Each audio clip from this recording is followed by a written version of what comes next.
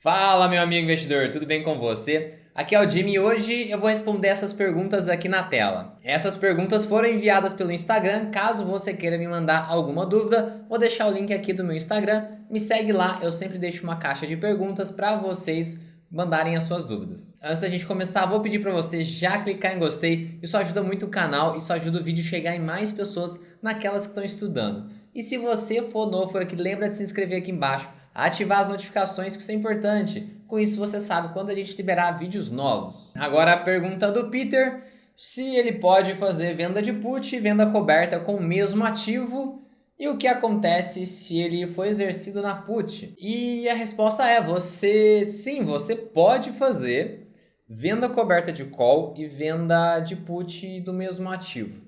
Só que o que acontece, você precisa ter caixa.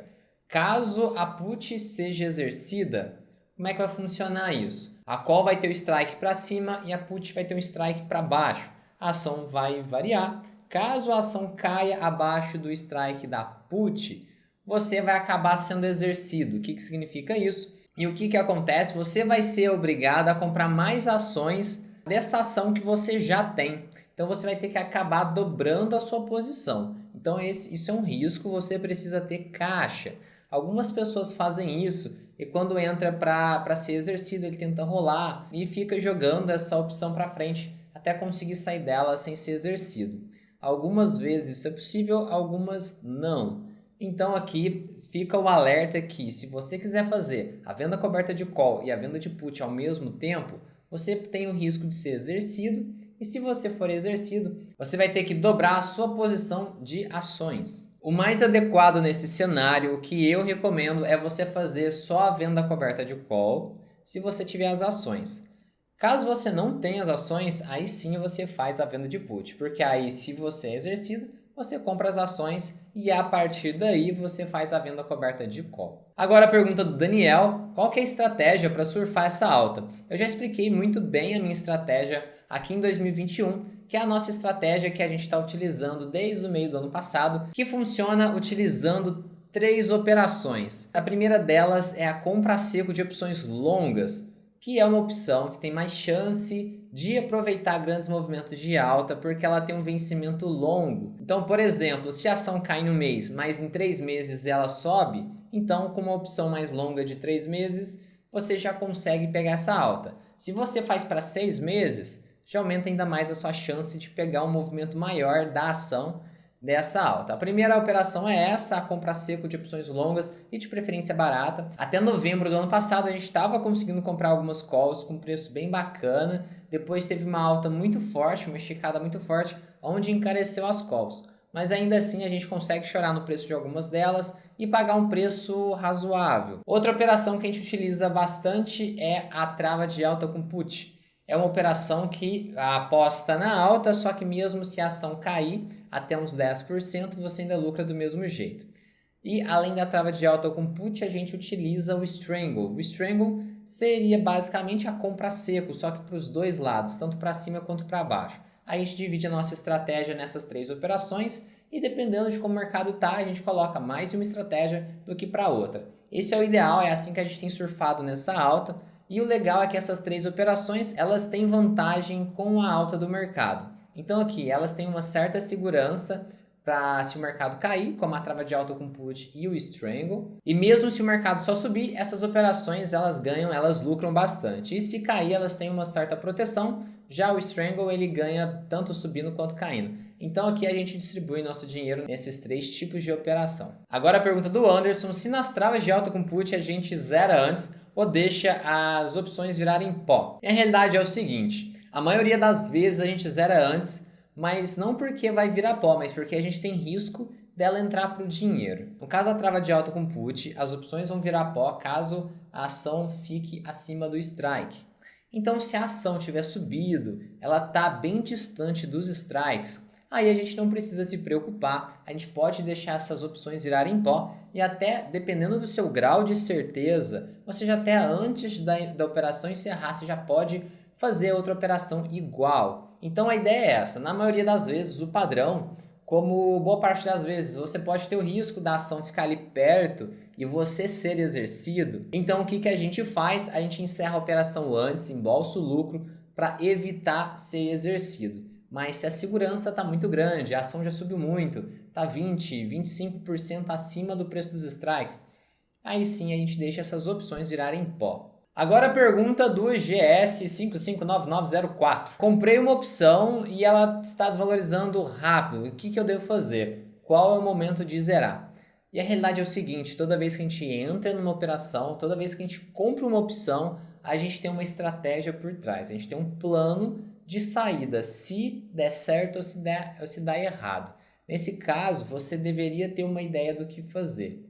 Agora, no caso, essa opção está desvalorizando muito, por quê? Provavelmente ela está fora do dinheiro e está chegando perto do vencimento e a chance dessa opção ir para dentro do dinheiro, o que significa ir para dentro do dinheiro? A opção ter utilidade. Se ela está fora do dinheiro, assim que chega o vencimento ela não serve para nada, ela vira pó. Então, estar fora do dinheiro significa risco. Então, quanto mais fora do dinheiro tiver e o tempo for chegando perto do vencimento, o tempo for passando, essa opção tende a desvalorizar cada vez mais rápido. Então é o seguinte, você precisa entender, essa opção ela vai valer alguma coisa? Ela tem chance de ser útil para você? Se aqui ela está desvalorizando, hoje o mercado tem subido bastante, às vezes é uma put, ou então é uma call que você comprou, só que está muito fora. Então você precisa analisar se essa opção realmente foge da sua estratégia, você acha que já não serve mais para nada, já vende o quanto antes, já sai fora. Agora, se faz parte da sua estratégia, se faz sentido a compra dessa opção, aí você mantém. Por exemplo, eu compro opções longas e com isso, com o passar do tempo, se demorar a chegar no meu strike, então essa opção ela vai perdendo valor de maneira gradual, ela não vai perder valor rápido porque ela é longa. Tem isso, você tem que lembrar o seguinte, que é a probabilidade dessa opção ser útil. Se ela tem muito tempo ainda, então muito pode acontecer. Então por isso que uma opção longa ela perde valor bem devagar. Voltando aqui, então no caso que eu compro opções longas, eu vejo ela perdendo valor. Só que eu não me importo porque eu sei que, por exemplo, dentro de 6 meses pode acontecer muita coisa e essa opção pode ir para dentro do dinheiro me trazendo um retorno muito alto. Então, essa opção que eu comprei está perdendo valor, eu sei que faz sentido na minha estratégia, então eu seguro ela. Então aqui tem vários cenários, depende da sua estratégia. Geralmente é o seguinte, se você acha que não vai valer para nada, você encerra. E as outras pessoas estão pensando que não vai valer nada, por isso que ela está perdendo valor. Então, você tem que analisar isso. Agora a pergunta do Thiago, qual que é a minha opinião sobre o potencial de recuperação da IRB, a IRBR3? Eu acredito o seguinte, que existe potencial. A empresa está tendo prejuízo, ela teve prejuízo em 2 trimestres aqui em 2020, a gente está aqui para saber o resultado do último trimestre. Mas se você quiser se alocar e apostar nessa empresa, se você quiser ver um turnaround nela, você pode fazer isso, só que eu recomendaria você fazer com um capital controlado, não colocar uma parte muito grande do seu patrimônio nela, e se você for operar opções, só opções longas, a mais longa que você conseguir. Porque pode ser que ela volte a entrar nos trilhos e com isso ela volte a dar bons resultados, mas por enquanto ainda o mercado tá muito inseguro com ela. A gente tem muitas dúvidas, tinha muito rolo, empresa com rolo é complicado, empresa ruim é difícil ficar boa. A gente não sabe até que nível os funcionários estão envolvidos com isso, até que nível, até onde o problema vai. Esse é o problema maior, isso é o que gera maior insegurança. O mercado não sabe o que pode acontecer de ruim com a empresa ainda. Por isso a cotação ainda basicamente não se recuperou da época da crise aí, ela vem com uma cotação muito baixa.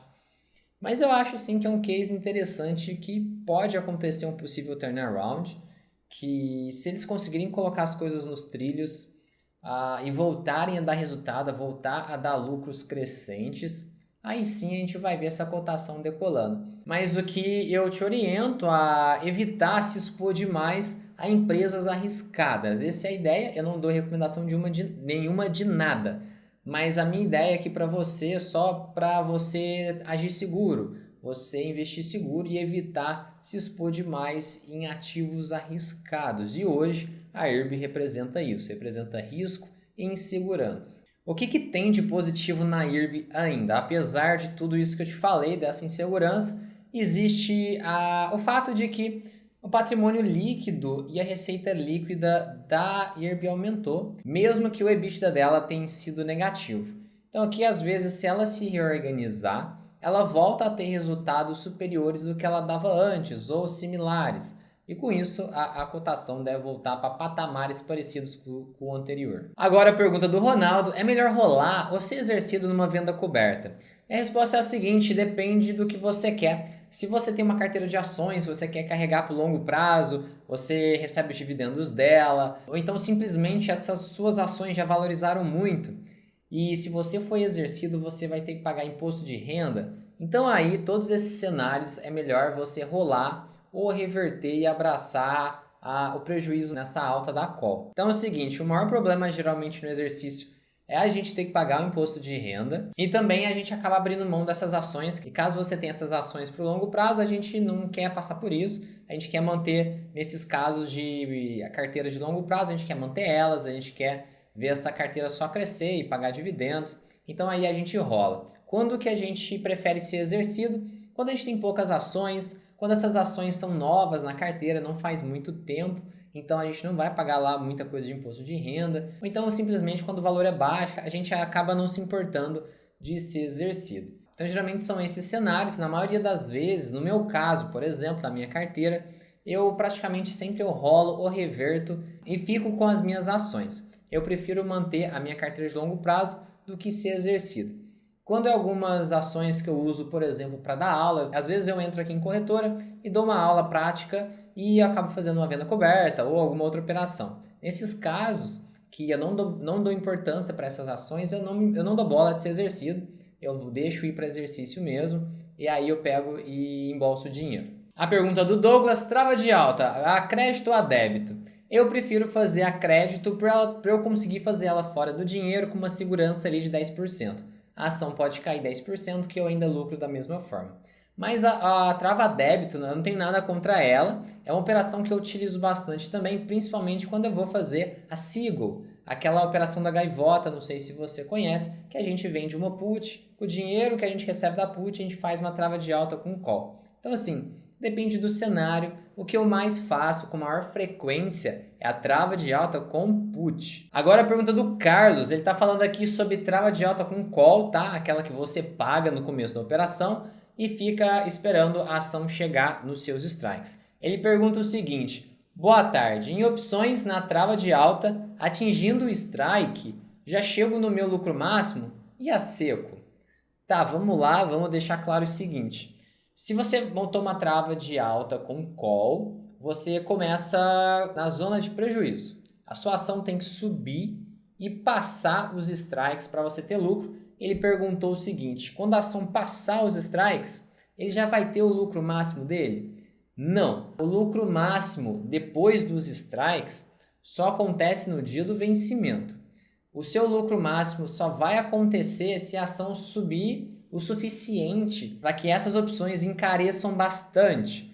Então é só nesse cenário mesmo que você vai chegar perto ali do lucro máximo no meio da operação. A ação, além de chegar no seu strike, ela tem que subir bastante para compensar. Porque o que acontece? Você conseguiria ter o lucro máximo se as duas opções só tivessem o valor intrínseco delas, mas elas têm o valor extrínseco.